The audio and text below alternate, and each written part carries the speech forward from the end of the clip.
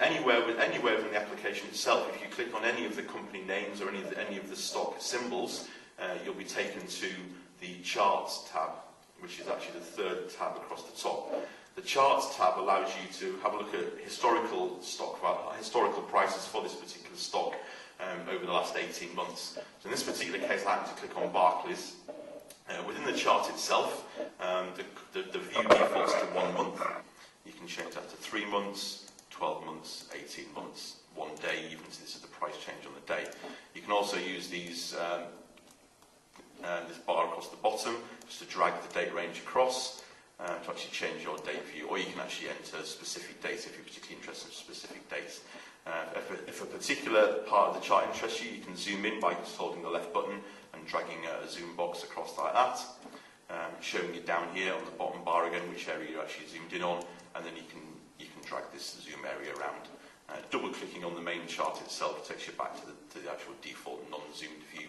If you want to compare the current stock, which in this case is Barclays, against another stock from the same sector or a different sector, you just need to go to the research stock entry field across the top there. So if I want to compare Barclays against, say, RBS, you just start typing the name in and you'll get a drop-down list. There's Royal Bank of Scotland there.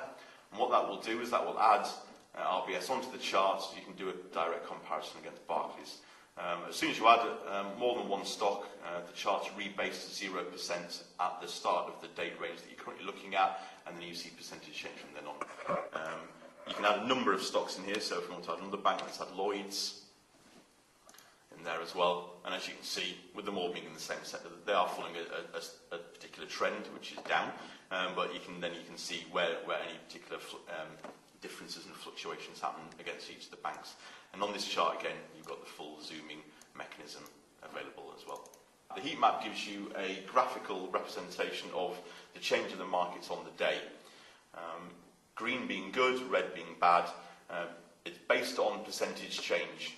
Each of the boxes on this grid is a company.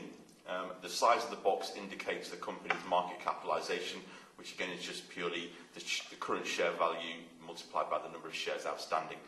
So you can see immediately, for instance, that the energy sector, the consumer non-cyclical sector, the financial sector and the services sector, for instance, take up quite a lot of, in this case, the FTSE 100.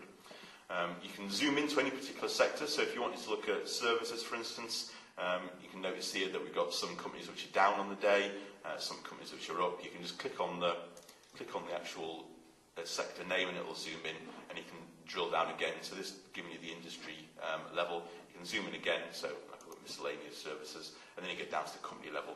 So we've got Capita Group in here, G4S, etc. And again, from here, you can zoom back out to the main view.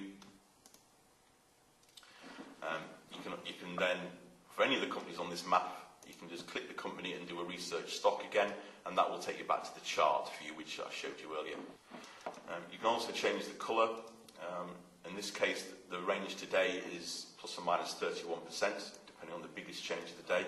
If you drag these arrows around, you can see it'll highlight in a little bit more detail which ones are the more extreme movers of the day, which, as you can see, in this case are Lloyds and RBS, which we actually saw earlier on the prices list.